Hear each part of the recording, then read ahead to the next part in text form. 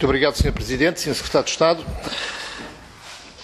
Tal como disse o Sr. Presidente, esta proposta de lei já foi alvo de uma apreciação por parte desta Comissão,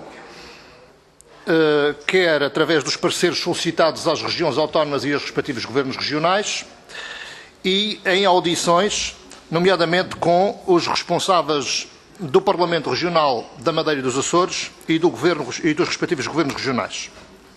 Como Vossa Excelência deverá saber e deverá conhecer o conteúdo dos pareceres das regiões autónomas, eles são claramente negativos, desfavoráveis contra esta proposta de lei de finanças das regiões autónomas apresentada pelo Governo Regional, para além de termos depreendido das audições que nós fizemos com os órgãos de governo próprio das regiões autónomas, um conjunto de críticas, algumas delas severas e vindas da região autónoma da Madeira, que do ponto de vista político-partidário é insuspeito, porque faz parte da mesma cor partidária que a própria governação a nível nacional. As críticas são muito severas, como Vossa Excelência deverá ter conhecimento. Dizem mesmo responsáveis da região autónoma da Madeira que esta proposta de lei foi feita contra as próprias autonomias, foi feita nas costas da autonomia. E, de facto, existe aqui um conjunto de problemas na elaboração nesta proposta de lei que procura, desde já, misturar aquilo que é a essência desta proposta de lei de finanças das regiões autónomas, que é uma proposta de lei que vai ditar o relacionamento financeiro entre o Estado e as regiões autónomas durante um período longo, ou seja, é uma proposta estrutural do ponto de vista das relações financeiras entre as regiões e o Estado, e confunde ou mistura com um conjunto de exigências que estão consubstanciadas nos planos de resgate, ou seja, nos programas de ajustamento económico e financeiro, quer para o Estado, quer aquele que foi preparado para a região autónoma da Madeira. Entendemos que esta confusão é totalmente despropositada, porque os planos de resgate vêm para acudir a um conjunto de situações pontuais e conjunturais e que não pode estar esse espírito dessas exigências que estão nos planos de resgate vertidas numa lei de finanças das regiões autónomas. Senhor Secretário de Estado, muito sucintamente, gostaria de referir aqui algum conjunto de questões mais críticas em relação a esta proposta de lei e saber da sua parte se há ou não receptividade para fazer as alterações ou que comentário o Senhor Secretário de Estado ou o Governo da República tem a fazer estas críticas que foram feitas decorrentes das audições que nós tivemos e dos pareceres que nós recolhemos. Uma tem a ver com o princípio da continuidade territorial, que o Estado reconhece através de cálculos que foram feitos na altura, de que existe um custo de insularidade, um sobrecusto para as pessoas e para as regiões autónomas, que deve obrigar à existência da possibilidade por parte dos governos regionais aplicarem um diferencial fiscal para que as pessoas que vivem nas regiões autónomas não sejam honoradas pelo facto de viverem em ilhas no meio do Atlântico. Isto é uma questão de princípio. E esse diferencial fiscal foi encontrado com base nesse princípio da descontinuidade territorial, que é um problema que não se resolve com o tempo, existe permanentemente, com um valor de 30%. Diferencial fiscal, como Vossa Excelência sabe. Com esta proposta de lei, obriga-se, sem o consentimento das regiões autónomas, sem que haja uma justificação ou estudos plausíveis, a uma redução para 20%.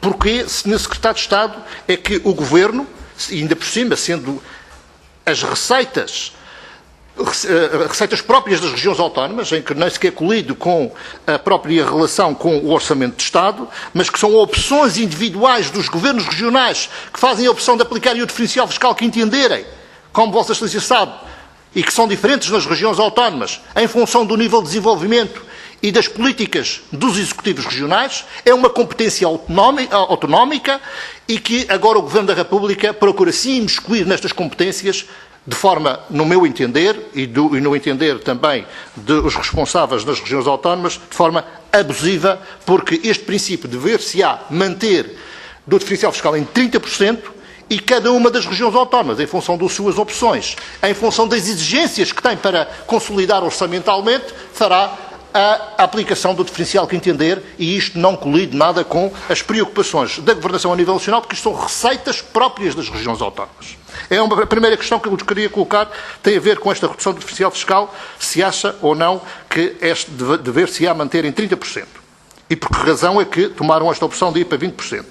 Em relação aos avalos de Estado, também esta proposta de lei proíbe liminarmente o Estado de conceder avalos às regiões autónomas. Ora, proibir liminarmente não é uma boa técnica legislativa, porque nós não estamos a equacionar aquilo que são as exigências ou as necessidades futuras, quer do próprio Estado, quer das próprias regiões autónomas. Por isso, nós entendemos que há, por parte do Estado, a necessidade de regular e de criar limites e de controlar os próprios avalos que são concedidos aos endividamentos, mas esse controle não pode vir acompanhado de uma cláusula pura e simplesmente que diz elimina-se esta possibilidade. Esta possibilidade deve estar consagrada na lei e também é uma das críticas, e pergunto se o Sr. Secretário de Estado está ou não disponível a rever esta posição radical e que, do nosso ponto de vista, é absurda.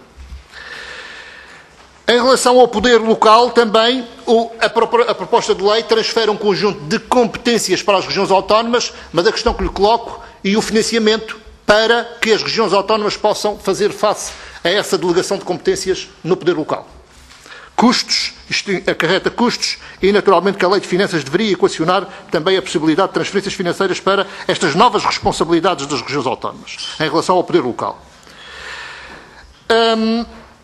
Sr. Secretário de Estado, mais uma questão, e agora questões talvez mais centradas na questão mais crítica, que tem a ver com a região autónoma da Madeira. O Sr. Secretário Regional das Finanças, em audição, disse-nos que esta lei vai retirar, foi até a expressão que ele utilizou, ou vai tirar, 100 milhões de euros ano à região autónoma da Madeira. Pergunto-lhe se confirma este valor. Em relação às políticas de equilíbrio orçamental e de endividamento, como Vossa Excelência também já pôde, se teve acesso ao relatório da AUTAU, relatório técnico que esta Comissão mandou preparar, diz, e o Governo Regional da Madeira também diz, e todos os agentes políticos, que estas exigências de equilíbrio orçamental e de limite financeiro são impossíveis de serem cumpridas. Ora, eu pergunto ao Sr. Secretário de Estado se acha razoável, por parte do Governo da República, estar a elaborar uma proposta de lei que, à partida, sabe que é inexecuível. Não é uma boa técnica legislativa. E também queria um comentário sobre isso. Em relação ao IVA, também, por captação, é injusto em relação às regiões autónomas, nomeadamente aquelas que têm um setor de turismo bastante ativo, como é o caso da região autónoma da Madeira, porque isso vai retirar ainda mais receita própria à região autónoma da Madeira, neste caso, e eventualmente também à região autónoma dos Açores. Mais duas questões. Tem a ver com a Lei de Meios. A Lei de Meios que veio para acudir às vítimas da tragédia de 20 de fevereiro, que foi elaborada no Governo anterior e que constitui um conjunto de compromissos financeiros para com a região autónoma da Madeira para a recuperação e ajuda às vítimas, não está a ser honrada.